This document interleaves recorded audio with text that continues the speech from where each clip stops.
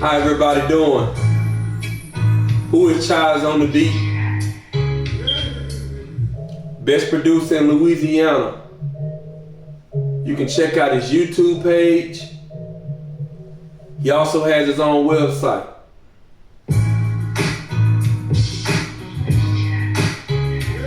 My name is Sidney Combs, and I'm a young entrepreneur from Shreveport, Louisiana with a dollar and a dream. I need everyone to like and subscribe to my page. Not asking you for no money, just asking you to hit that button for me, please.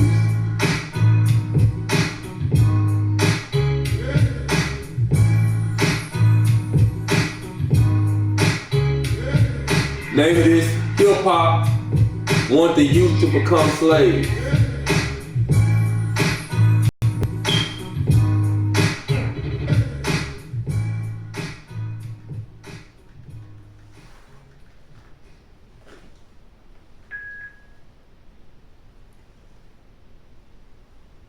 Hip-hop want the youth to become slaves.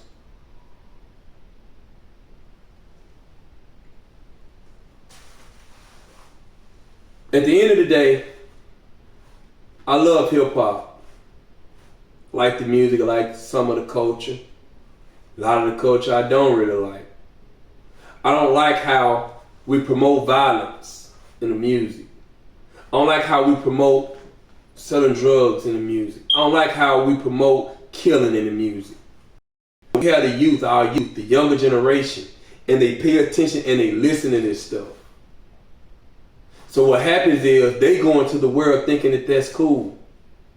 They go into the world trying to earn stripes. And what happened? We put them in slavery.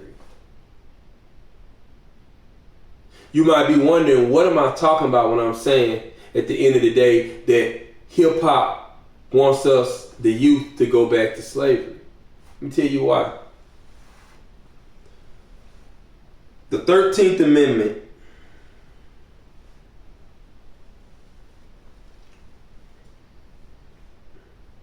Many think that slavery ended with the Emancipation Proclamation in 1865, issued by President Abraham Lincoln on January 1st, 1863. However, the Emancipation Proclamation freed only slaves held in the 11 Confederate states that had seceded, and only in the portion of those slaves not already under the control Union. The true abolition of slavery was achieved when the 13th Amendment was ratified on December 6, 1865. The first section of the amendment declared neither slave nor involuntary servitude except as a punishment for a crime whereof the party shall have been duly convicted. So slavery can happen under one condition, as a punishment for a crime. So when we go around and we promote violence and we promote this stuff in the music and throughout the culture, in the TV shows, most of the shows, they talk about drug dealing and how everybody can become rich, which is nonsense. So what happened? The youth think, hey man, I can make so much money by selling drugs. Then they end up getting caught up and they're behind bars. Now they're a slave.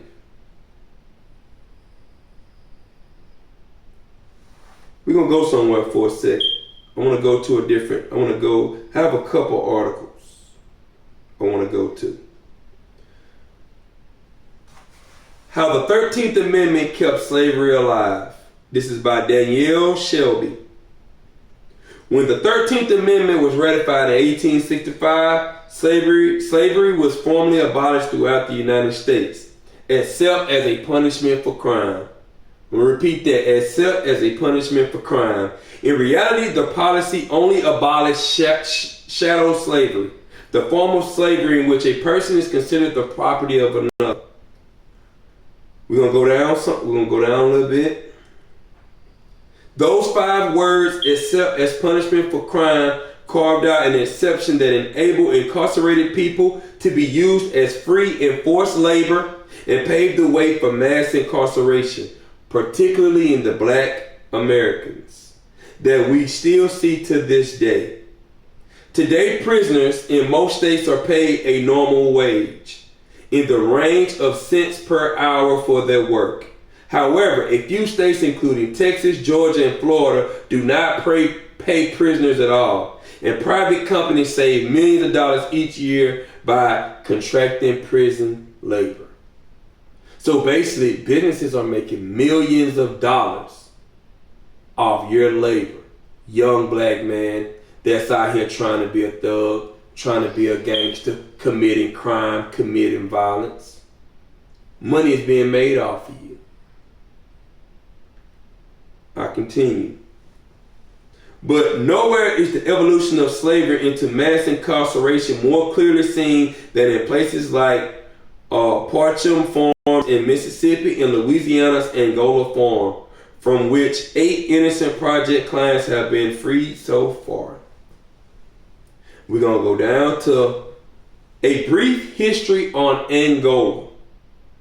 If you from Louisiana, you've heard of Angola State Penitentiary. This is a penitentiary where a lot of people serving life go when you commit serious crimes. Angola, named for the country where most of its slaves came from, was one of those plantations. After the abolition of chattel slavery, Angola relied on the labor of prisoners leased from the Louisiana State Penitentiary. However, in 1898, the convict leasing system was banned. The state of Louisiana then purchased the 8,000-acre plantation in 1901, establishing the Louisiana State Penitentiary on the grounds and taking control over the prisoners previously leased to the plantation. Today, the prison spans 18,000 acres, most of it farmland, and its slavery-era name is still in use. Approximately 5,300 people are incarcerated in Angola, and approximately 1,800 people work there, many from whom live with their families on the prison ground, which includes schools, a golf course, tennis court, and a pool for their use. People incarcerated at Angola are paid a few cents an hour to work the same fields, picking cotton, corn, and more from the same land slaves were forced to work 200 years ago. So what that's telling you is the same thing that your ancestors were doing over 200 years ago is being done today. And it can only be done one way, through you committing a crime. And young black man, if you out there in the world and you committing these crimes, guess what's happening? You're being put and labeled as a slave. That's why I have the issue with hip-hop when they're talking about the killing and the drug dealing. And even the TV shows, they're talking so much about drug dealing. And everybody got so many guns. And everybody got to kill somebody in these TV shows. Come on, man. We're putting ourselves in a position to be slaves. This is in the Constitution. If you don't believe me, go read the 13th Amendment. Like 75% of people incarcerated at Angola.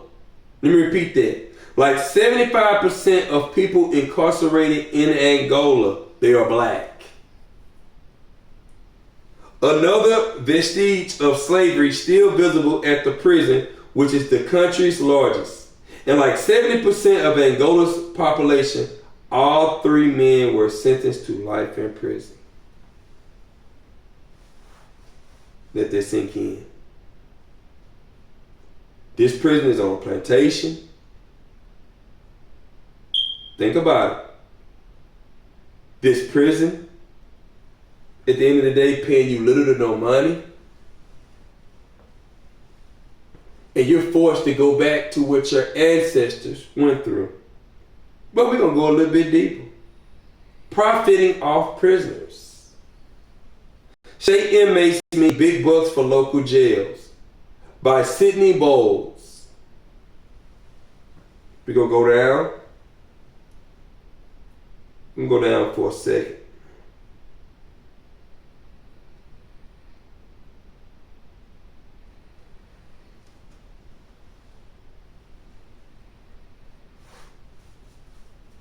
Kentucky is one of a handful of states that rely so heavily on local jails to hold people who have been sentenced to prisons. This has deepened political and social alignment around prison, she said.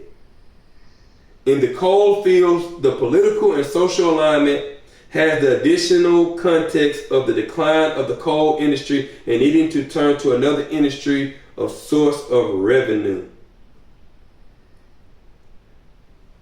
The state pays eligible county jails $31.34 per inmate per day for food and medical expenses, roughly half of what the state spends to house per inmate in a state. So they're getting $31.34 per inmate, but they're only spending half of that money. So where the other money going? Young black man. And people wonder why I don't promote this. This system is set up to put you in a position for you to become a slave again. Because they say 75% of black men are here. 75% of black men are here. Let that sink in. You're going to go somewhere else. Go somewhere else. How Louisiana became the world's prison capital. A new exposed by the Times Picayune of New Orleans called Louisiana the world's prison capital. The state imprisons more people per capita than any other state or country in the world, which 1 out of every 86 adults behind bars. I'm going to repeat that. The state imprisons more people per capita than any other state or country in the world. Louisiana. Its rate of incarceration is 3 times higher than Iran and 10 times higher than Germany. These are countries we're talking about. These are countries. How did Louisiana double its prison population in the past 20 years? In Louisiana, the system has grown so the sheriff housed a lot of inmates who are serving state sentences, Chung tells Fresh Air's Dave Davies. And the reason the sheriffs are willing to do that is because they get money in return for doing that. A majority of Louisiana inmates are now housed in for-profit jails, which are run in many instances by parish sheriffs located in rural areas of the state. The sheriff receives approximately $25 a day per inmate. They're making money off of you, young black man. They're making money off of you.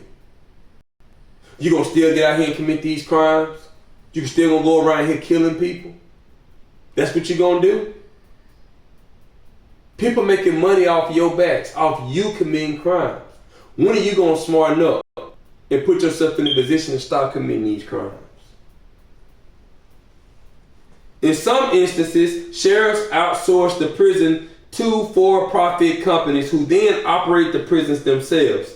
In exchange, the sheriffs receive cash for their department, which allows them to hire more employees.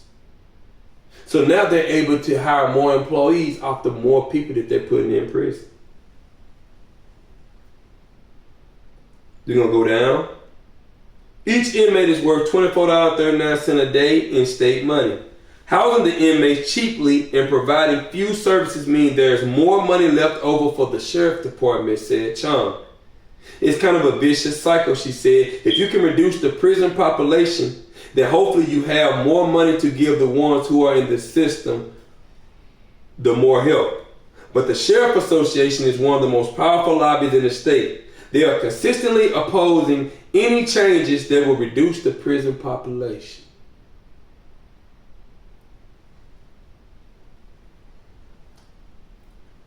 $25 per day is incarceration on the cheap, she said. In Louisiana state prisons, they spend on average $55 an inmate. So the average Louisiana comes out to $38 per day per inmate, which is the lowest in the country.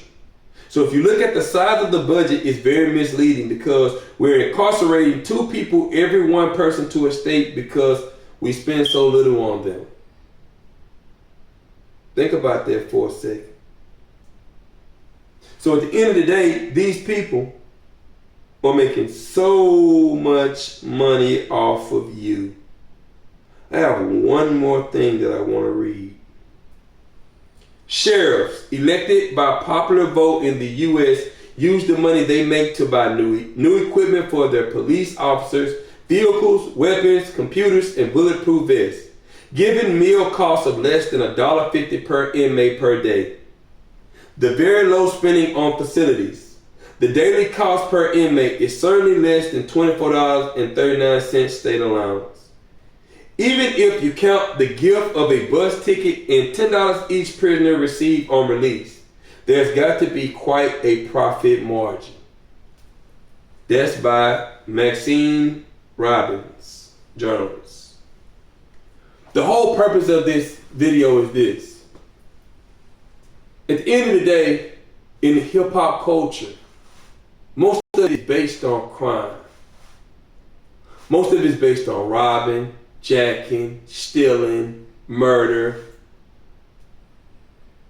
And when you get to the bottom of it, it's like they're going to promote something that's going to allow you to go to jail for an extended period of time.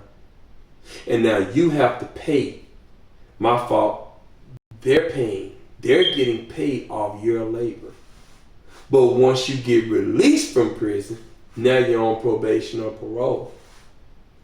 Now what happens? Now you're still paying the state and they're still making money off you for another 2, 3, 5, 10 years later. You're still being controlled even though you're supposed to be free. So now we're in a society where young black men not understanding that people are making money off you being a thug. So if I'm making money off you, do I really care about you being a thug? No. Because I know at some point in time you're going to jail. I know at the end of the day you're going to feed my family. And then you got people that's invested in these prison systems. They have money invested in these systems waiting for you to go to jail. What are you going to do about that? Are you going to make better decisions? Or are you going to stop being a part of their Ponzi scheme? This is a scheme. This is a game. What you gonna do? Are you gonna work to change your life to be the best version of yourself? Are you gonna come up with goals and dreams and try to accomplish them? Or are you gonna walk around on this planet Earth and just be another statistic? Shreveport, Louisiana, we had the highest murder rate that we've ever had in 2021. We broke a record. How many people going to jail? How many people going to prison? How many people working for change an hour while these companies making millions of dollars off of you? How many people being forced to walk around with shackles, wear suits, eat terrible food? Think about that for a second. And you telling me, oh man, you get stripes for that? Oh man, he gangster, man, he got 3 felonies. I don't understand that. Oh man, he got street cred. But we live in a world. This street cred don't mean nothing to this world. This world is powerful, way more powerful than the streets will ever be. Way more powerful. If they really had an issue with the streets, they'll bring military forces in. Trust me, they don't care about that. Not a threat. We got to get to a point of understanding, man, that we got to stop being a part of this. That's why I teach my little nephew that, hey, man, it's cool to like your favorite artist, your favorite rapper, but if he promoting violence, I'm not with that. For what? For you to be another statistic? Because see, they worth millions of dollars, so guess what? They can pay the lawyer fee, they can bond out, they have so much of an influence that guess what? they'll be able to get away with that crime. You won't. So we have to start looking at things from a different perspective and start teaching the youth, start teaching these young kids that it's not worth it. Because in our community, we're the only community that praises this. The only one. People get out of jail, we throw parties. How? How are we going to throw a party for someone that had committed a crime? Then you got kids that graduate college, you don't even want to throw them a party. Kids get married, you don't even want to throw them a party. You don't even want to help them, but you'll throw money on people's books every week. But you got a kid that might be struggling to take care of his apartment, struggling to keep his car on the road. You won't help him, but you willing to throw money there. I'm not saying that they don't deserve money, not saying that. What I'm saying is that we have to appreciate and celebrate the good people. Let me change that, because just because you commit a crime don't mean you're a bad person. But we have to champion the people that's out here trying to make the best decisions. We have to praise that. Like, and if anyone think that's wrong, I'm sorry, I can't help you. We have to champion the people that's trying to do the right thing. If we keep doing that, guess what's going to happen? We're going to have the next generation make the same bad decisions, not getting to the money. It's time for you to start that business that you want. It's time for you to go back to school in order for you to get that certification. Start putting yourself in a position to make more money. I'm cool with hip hop. I love hip hop. I just don't like that toxic stuff. I like some movies, but I don't like the movies that's telling me that, oh man, I could be a drug dealer and be worth $100 million. I can get the big, huge house. I can live in a high-rise apartment. Come on, man. Most people not living like that. It's not happening. I'm tired of seeing young black men becoming slaves again. Let's get this message out there to other people. Let's get this message out there. Because we promote all the negative stuff in the community. We promote all the negative stuff in the community. But when it comes to positive, we don't share that. This video right here, everyone listening should be sending this to at least 10 people they know. If you got a little nephew, you got a son, you got a cousin, you see a young man in the streets that might need some guidance, let them listen to this video. It's amazing how we'll share the gossip in the city. We'll share who's dating who's pregnant, who cheated on their husband, who cheated on their wife. But when it comes to positive information, we don't share that with no one. And then we'll be the ones saying, oh man, there's no positive things, there's no positive messages out there. Well, if this is a positive message, spread it. Spread it. If you're not spreading this message, don't go to other people saying, oh man, all we have is negative in our culture. All we have is negative information. If you're not going to spread it to other people. I tell you, man, like this video. Subscribe to this YouTube page. If you ain't not liking and subscribing to this page, that's telling me that you're not for positive. You for negative. I can't help you because I'm never going to talk about negative on this page. It's never going to happen. Who is Child's on the beat? My name is Sidney Combs, and I'm a young entrepreneur from Shreveport, Louisiana with a dollar and a dream.